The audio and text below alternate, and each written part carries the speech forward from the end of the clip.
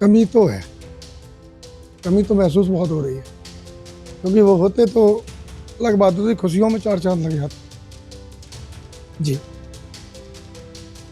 बहुत कष्ट है। जिनको इन्होंने खंडित करने का काम किया, इन्होंने परिवारों में विघटन कराया, जातियों में विघटन कराया और भाई को भाई से लड़ाने की राजनीति करी। और धर्म के आड़ में ये विकास भूल गए, ये रोजगार भूल गए, ये शिक्षा, चिकित्सा, स्वास्थ्य भूल गए।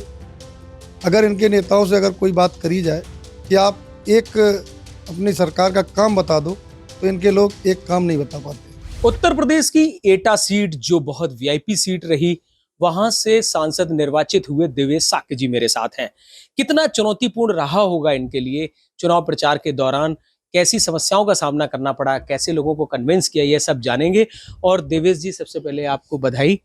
लेकिन आप बताएं कि यह जीत एक इतने बड़े कद्दावर नेता के सामने आपको कितना संघर्ष करना पड़ा इन सब चुनाव के दौरान?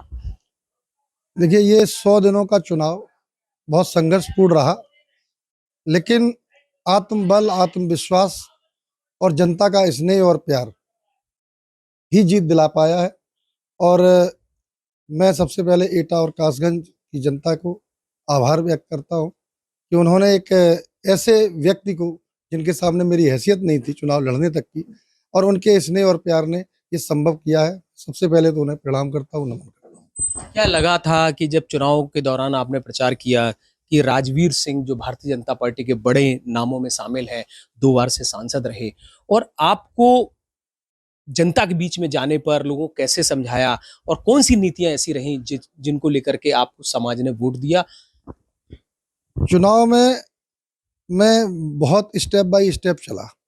सबसे पहले मैंने 50 दिन अपने समाज में काम किया, समाज को जोड़ा, और जब समाज को जोड़ने के साथ साथ समाज को जिम्मेदारी दी, फिर उसके बाद 50 दिन मैंने अन्य समाज को मैं टाइम दिया।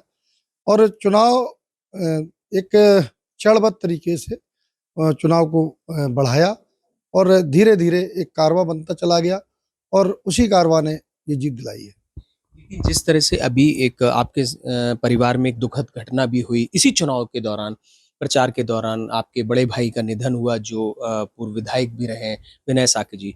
कितना कष्टपूर्ण था उस बीच में चुनाव प्रचार करना, और कितना कमी उनकी महसूस? ये मेरी वोटिंग के बाद मेरे भाई हमको छोड़ के चले गए, तो वोटिंग हो चुकी थी, और बहुत दुखद पल था, क्योंकि ये जीत अगर वो देखते, ये उनकी जीत है। और मैं आपके द्वारा बताना चाहता हूँ कि मैं ये जीत उनको समर्पित करता हूँ। और वो आज इस दुनिया में नहीं है, लेकिन जहाँ भी होंगे आज वो बहुत खुश हो रहे होंगे। ये एक सपना था उनका कि देश की राजनीति में पहले वो सोचते थे कि हम जाएं, और हमेशा हमें बढ़ाने के लिए उन्होंने काम किया, लेकिन उनके अस्वस्थ होने के बाद उनकी ये इच्छा थी कि राजनीति में हमारा भाई ऊपर जाए, और उनका सहयोग मिला। उनके नाम की बदौलत ही हमने इतना मुकाम हासिल किया राजनीति में। और मैं उन्हें सच्ची श्रद्धांजलि देता हूँ, और निश्चित तौर पे वो जहाँ भी होंगे खुश रहेंगे। कितनी कमी महसूस कर रहे हैं कि आज अगर वो होते तो कैसा पल आपके लिए? कमी तो है, कमी तो महसूस बहुत हो रही है, क्योंकि वो होते तो अलग बात होती, खुशियों में चार चांद लग जाते। जी, बहुत कष्ट है।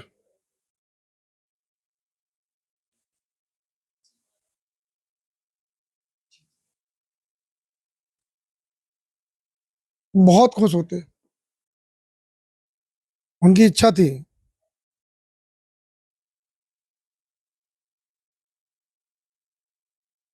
सॉरी।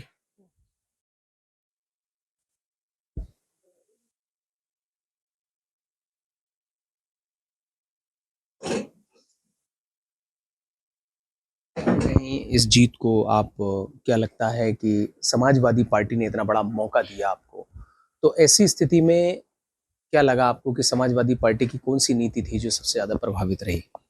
सबसे पहले तो मैं समाजवादी पार्टी के राष्ट्रीय अध्यक्ष आदरणीय अखिलेश यादव जी का आभार व्यक्त करना चाहता हूँ कि जो राजनीति हमारे भाई ने शुरू करी थी, जो संघर्ष हमारे भाई ने शुरू करा था, उनके अस्वस्थ होने के बाद उसमें कहीं न कहीं विराम लग रहा था।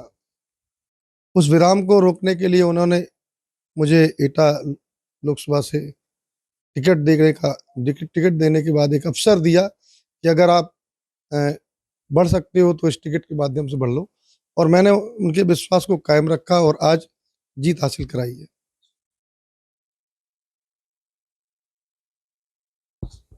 अगर राजनीतिक बात करें अभी, तो जिस तरह से अभी चुनाव की चर्चा गर्म है, सरकार बनाने की बात चल रही है, क्या लगता है कि आपकी पार्टी की दावेदारी, अगर इंडिया गठबंधन की सरकार बनती है तो अखिलेश जी को किस पद के लिए आप उचित चुनते? देखिए, अभी तो ये जनता का जनादेश आ गया है, ये अंकों का अब खेल है, और ये चूँकि हमारी पार्टी नेतृत्व के आदरणीय अखिलेश जी तय करेंगे, ये ऊपर की बातें हैं। हम लोग तो सांसद हैं, हम समाजवादी पार्टी के नेता आदरणीय अखिलेश यादव जी को चाहते हैं कि वो अगर सदन में प्रधानमंत्री बनेंगे, तो निश्चित तौर पे ये देश प्रगति की ओर जाएगा। जैसे अभी एक मुद्दा चल रहा है अग्निवीर योजना का, तो क्या लग रहा है कि अग्निवीर योजना बंद होनी चाहिए, क्योंकि कई दल इस चीज को लेकर। बिल्कुल, अग्निवीर योजना ये कॉन्ट्रैक्ट बेस एक नौकरी है, और इसके बाद फिर सारे आयाम बंद हो जाते हैं, क्योंकि जो एज फैक्टर रखा है अग्निवीर योजना का, वो उच्च शिक्षा के लिए सबसे अच्छा समय होता है। और अगर इंटर या हाई स्कूल के बाद बच्चा अग्निवीर की तरफ भागने लगेगा, तो उसके उच्च शिक्षा के आयाम भी खत्म हो जाएंगे, और जब वो 4 साल बाद लौट के आएगा, तो उसके पास काम करने के लिए कोई भी बिंदु नहीं होगा, क्या क्या वो करेगा। तो मुझे नहीं लगता ये योजना बहुत युवाओं को कहीं न कहीं पीछे ढकेलने का काम करेगी। इस योजना का बंद होना ज़रूरी है। जिस तरह से अभी मायावती का एक बयान आया कि मुसलमानों ने उनका समर्थन नहीं किया, तब मुस्लिम कैंडिडेट्स को वो अब प्रत्याशी नहीं बनाएंगे, इस पर विचार करेंगे। क्या लगता है कि एक समाज विशेष के लिए ये चीज कहना कितना प्रभावी? देखिए, ये उनका पार्टी का विषय है कि वो किसको टिकट दें, किसको नहीं दें। लेकिन आज इस देश को बचाने की लड़ाई में हर वर्ग साथ में आया, और ये सपा, बसपा या भाजपा की बात नहीं है। भाजपा के लोगों ने इस देश को कहीं न कहीं छलने का काम किया है, लोगों को छलने का काम किया है, अर्थनीति बर्बाद कर दी देश की। तो ये चुनाव देश को बचाने का चुनाव था, क्योंकि संविधान से छेड़छाड़, आरक्षण से छेड़छाड़, लोकतंत्र से छेड़छाड़, ये सारे मुद्दे इस चुनाव में दिखे। समाज के लिए कहना क्या ठीक? नहीं, मैं समाज समाज आपसी सहभागिता से होता है, जिनको इन्होंने खंडित करने का काम किया। इन्होंने परिवारों में विघटन कराया, जातियों में विघटन कराया, और भाई को भाई से लड़ाने की राजनीति करी है। और धर्म के आड़ में ये विकास भूल गए, ये रोजगार भूल गए, ये शिक्षा, चिकित्सा, स्वास्थ्य भूल गए। अगर इनके नेताओं से अगर कोई बात करी जाए कि आप एक अपनी सरकार का काम बता दो, तो इनके लोग एक काम नहीं बता पाते हैं। और इसीलिए जो इनके सांसद थे भारतीय जनता पार्टी के, कहीं न कहीं उनको एंटी कन्वेंसी भी झेलनी पड़ी है, और इसका फ़ायदा समाजवादी पार्टी को मिला है।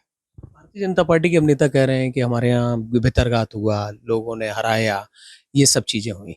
तो क्या इस तरह की चीजें जो चलती हैं पार्टी के अंदर, इन सब चीजों की समीक्षा होनी चाहिए? अब वो उनकी पार्टी का विषय है, इस पर हम नहीं बोल सकते। लेकिन क्या आपको भी इस तरह का कोई सामना करना पड़ा समाजवादी पार्टी में कैंपेन के दौरान, कि आपके अंदर भी कार्यकर्ताओं में किसी तरह का विरोधाभास? नहीं, नहीं, समाजवादी पार्टी का एक-एक कार्यकर्ता समाजवादी पार्टी की सीट जिताने में लगा रहा, और उसने रात-दिन मेहनत की, कहीं कोई कंट्रोवर्सी नहीं रही। अब समाजवादी पार्टी का जो कार्यकर्ता है, वो बहुत मजबूत कार्यकर्ता है, और उसने पूरी तन, मन, धन से लग के समाजवादी पार्टी की सीट जितवाई है। एक फोटो आपकी छपी और देखी कि राजवीर सिंह ने आपको बधाई दी और आपने पैर छूकर उनका आशीर्वाद लिया।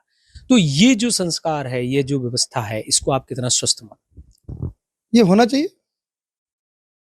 आदरणीय राजू भैया हमसे बड़े हैं, और हिंदू संस्कृति में बड़ों के पैर छुए जाते हैं।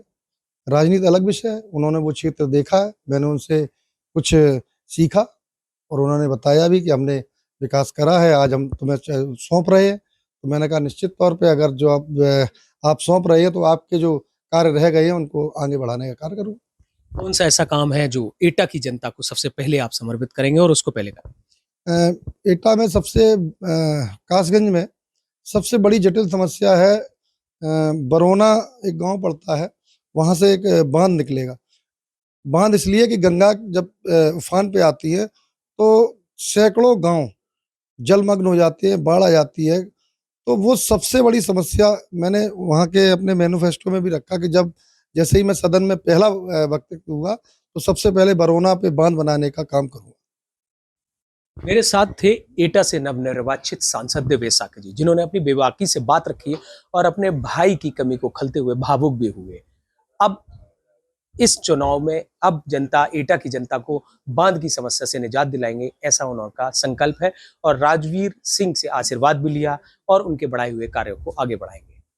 अमित तिवारी, यूपी तक, इटावा।